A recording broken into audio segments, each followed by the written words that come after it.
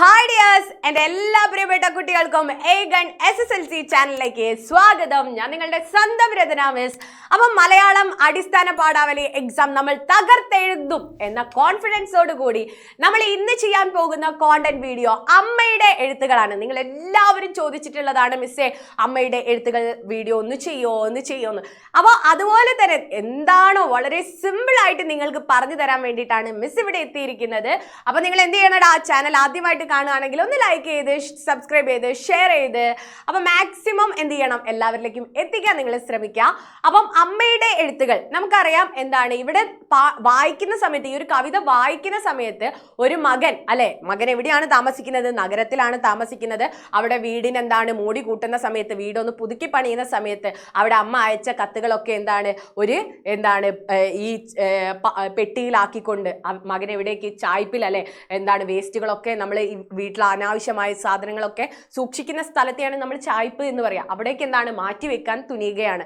അപ്പോഴാണ് അതിൽ അമ്മ അയച്ച ഓരോ കത്തുകളും മകൻ എടുത്തു നോക്കുന്നത്. അമ്മയുടെ എന്തൊക്കെ വിശേഷങ്ങൾ ഉണ്ടായിരുന്നു എന്നൊക്കെ ഉള്ളതാണ് പ്രത്യക്ഷത്തിൽ നമുക്ക് വായിക്കുന്ന സമയത്ത് അനുഭവപ്പെടുക. എന്നാൽ അതിലുപരി ഇതെന്താണ്, നമ്മുടെ ആധുനിക മലയാളിക്ക്, ആധുനിക കേരളീയ സമൂഹത്തിന് ഭാഷയോട് വന്നിട്ടുള്ള മനോഭാവം, അല്ലെങ്കിൽ ആധുനിക മലയാളികൾ എങ്ങനെയാണോ ഭാഷയെ കൈകാര്യം ചെയ്യുന്നത് അല്ലെങ്കിൽ നോക്കിക്കാണുന്നത് എന്നുകൂടെയാണ് ഈ ഒരു അമ്മയുടെ എഴുത്തുകൾ എന്ന് പറയുന്ന കവിതയിൽ വ്യക്തമാക്കുന്നത്. അതായത് ഇന്നത്തെ മലയാളിക്ക് മാതൃഭാഷയോട് വന്നിട്ടുള്ള അകൽച്ചയെ കൂടിയാണ് ഇവിടെ കവിതയിലൂടെ വ്യക്തമാക്കുന്നത് എന്ന് ചുരുക്കം. അപ്പൊ നമുക്കൊന്ന് നോക്കാം ഇതിന്റെ ആശയം എന്താണെന്ന്. നഗരജീവിതത്തിനിടയിൽ കവി കണ്ടെത്തുന്ന അമ്മയുടെ എഴുത്തുകളാണ് ഇവിടെ ഈ കവിതയുടെ പ്രമേയം. വീടിന് മോടി കൂട്ടുന്ന ഭാഗമായിട്ട് ചില്ലുപെട്ടിയിൽ നമുക്കെന്താണ്, ഈ ചില്ലുപെട്ടീൻ്റെ അകത്ത് ഒരുപാട് പട്ടണ കോപ്പുകൾ ഉണ്ട് ഈ പണത്തിന്റെ മേലെ നമ്മളിങ്ങനെ വാങ്ങി വെക്കുന്ന ഒരുപാട് സാധനങ്ങളുണ്ട്, വെറുതെ കാഴ്ചയ്ക്ക് വേണ്ടിയിട്ട്. അത്തരത്തിലുള്ള പട്ടണ കോപ്പുകൾ നിറയുന്ന സമയത്ത്, ഷോക്കേസിൽ ഇങ്ങനെ ചില്ലുപെട്ടിയിൽ ഇങ്ങനെ നിറയുന്ന സമയത്ത് അമ്മ അയച്ച പഴയ കത്തുകൾ ചായ്പിലെ കാൽപ്പെട്ടിയിലേക്ക് ഒതുക്കി വെക്കേണ്ടി വരുന്നു. ജീവിത ചിത്രങ്ങൾ കവിയുടെ ഓർമ്മയിലേക്ക് കടന്നു വരുന്നു. എല്ലാ ചിത്രങ്ങളിലും അമ്മയാണ് നിറയുന്നത്. അമ്മയുടെ വാക്ക്, കരുതൽ, വാത്സല്യം എന്നിങ്ങനെ എഴുത്തെല്ലാം ഈ എഴുത്തിലെല്ലാം കാണുന്നത് ആരെ തന്നെയായിരുന്നു? കവി സ്വന്തം അമ്മയെ തന്നെയായിരുന്നു. എന്നാൽ നവീനവും കുലീനവുമായിട്ടുള്ള ശാഠ്യത്തിന് മുന്നിൽ കവി തോറ്റുപോകുന്നു.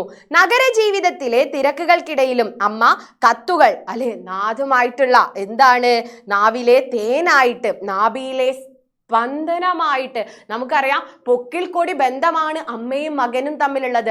ആ ഒരു പൊക്കിൽ കൊടി ബന്ധം തന്നെയാണ്, അല്ലെങ്കിൽ അമ്മയെയും മകനെയും തമ്മിലുള്ള ബന്ധിപ്പിക്കുന്ന കണ്ണിയായിട്ടാണ് ഇവിടെ മാറുന്നത്? ആ കത്തുകൾ മാറുന്നത്.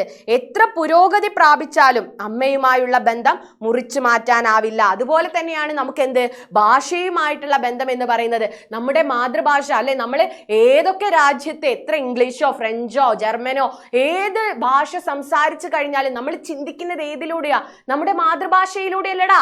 മാതൃഭാഷയിലൂടെ നമ്മൾ ആലോചിച്ചിട്ടായിരിക്കും അതിന്റെ ജർമ്മൻ വേർഡ് ആണെങ്കിലും ഇംഗ്ലീഷ് വേർഡ് ആണെങ്കിലും ഒക്കെ നമ്മൾ കണ്ടെത്തുന്നത്. അപ്പോൾ ദാമ്പത്യ ജീവിതത്തിന്റെ കടന്നുവരവോടെ പോയ കാലത്തിന്റെ മധുരങ്ങളെല്ലാം മറക്കാൻ ശീലിച്ചു. ഇവിടെ ദാമ്പത്യ ജീവിതമാണെങ്കിൽ മലയാളിയെ സംബന്ധിച്ച് ഇന്ന് നഗരത്തിന് വന്നിട്ടുള്ള, അല്ലെങ്കിൽ നമ്മുടെ ജീവിതത്തിന് വന്നിട്ടുള്ള, ഇന്ന് ലോകത്തിന് വന്നിട്ടുള്ള മാറ്റത്തെയാണ് ഇവിടെ പറയുന്നത്? ദാമ്പത്യ ജീവിതത്തോട് ഉപമിച്ചിരിക്കുന്നത്. അപ്പൊ ലോകത്തിന് കാലചക്രം ഇങ്ങനെ തിരിഞ്ഞ് നമ്മുടെ കാലത്തിന് മാറ്റം സംഭവിച്ചപ്പോൾ നമ്മൾ ഭാഷയെയും അങ്ങനെ മാറ്റിവെച്ചു. ഇവിടെ അമ്മ ഓർമ്മകളായും മധുര സംഗീതമായും കവിയുടെ മനസ്സിൽ നിലനിൽക്കുന്നു. അമ്മയെയും മാതൃഭാഷയെയും സ്നേഹത്തോടെ സംരക്ഷിക്കണമെന്നാണ് ഈ ഒരു കവിത നമ്മളോട് പറയുന്നത്. ഇത്രയേ ഉള്ളൂടാ. അപ്പോൾ അമ്മ എങ്ങനെയാണോ അമ്മയെ നമ്മൾ സംരക്ഷിക്കേണ്ടതിൻ്റെ ആവശ്യകത, എങ്ങനെയാണോ ഭാഷയെ സംരക്ഷിക്കേണ്ടത്, ഇതൊക്കെയാണ് നമുക്ക് ഇവിടെ ചർച്ച ചെയ്യപ്പെടുന്ന വിഷയം എന്ന് പറയുന്നത്. ക്ലിയർ ആയല്ലോ?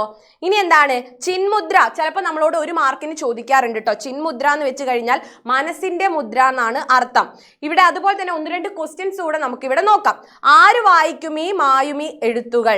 ആരാണ് വായിക്കാൻ പോകുന്നത്?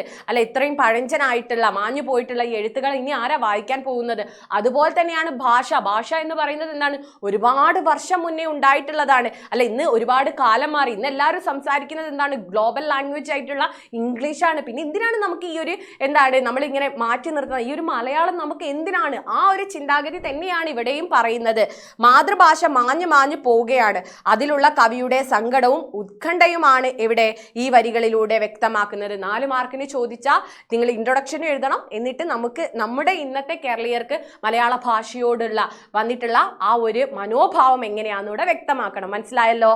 ഇനി അതുപോലെ തന്നെ ഇവിടെ പോയിന്റ് ആയിട്ട് ഓരോന്നും ആ ഭാഷയ്ക്ക് വന്നിട്ടുള്ള അല്ലെ ഭാഷയോടുള്ള പ്രാധാന്യം വ്യക്തമാക്കുന്ന വരികളാണ്. ഇതുകൂടെ നിങ്ങൾ എന്ത് ചെയ്യണം?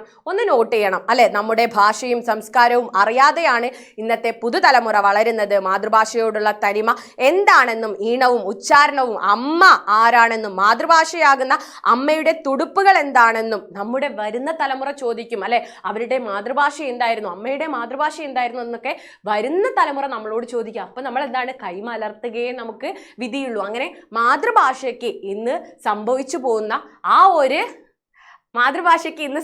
പോകുന്ന ആ ഒരു കോട്ടത്തെയാണ്, ആ ഒരു ഭംഗത്തെയാണ് ഇവിടെ എന്താണ് വ്യക്തമാക്കുന്നത്. ക്ലിയർ ആയല്ലോടാ? അപ്പൊ ഇത്രയുള്ളടാ നമ്മുടെ അമ്മയുടെ എഴുത്തുകൾ. അപ്പൊ ഇവിടെ ഭാഷയ്ക്ക് സംഭവിച്ചിട്ടുള്ള മാറ്റത്തെ കുറിച്ചാണ് പറയുന്നത്. അപ്പൊ ഇതിനെക്കുറിച്ചുള്ള ഡീറ്റെയിൽഡ് വീഡിയോ നമ്മൾ ഇവിടെ ചർച്ച ചെയ്യടാ, ലൈവിൽ ചർച്ച ചെയ്യും. അപ്പൊ നിങ്ങൾ എല്ലാവരും അങ്ങ് ഓടി എത്തിയേക്കോണം. അത് നിങ്ങൾ മാത്രമല്ല, നിങ്ങളുടെ ഫ്രണ്ട്സും ആയിട്ടായിരിക്കണം നിങ്ങൾ എവിടെ എത്തേണ്ടത്?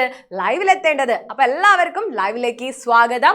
അതോടൊപ്പം തന്നെ വീഡിയോ നിങ്ങൾ മാക്സിമം എല്ലാവരിലേക്കും ഷെയർ ചെയ്യണം, ലൈക്ക് ചെയ്യണം, സബ്സ്ക്രൈബ് ചെയ്യണം. അപ്പൊ ലൈവിൽ കാണാം. ബൈ.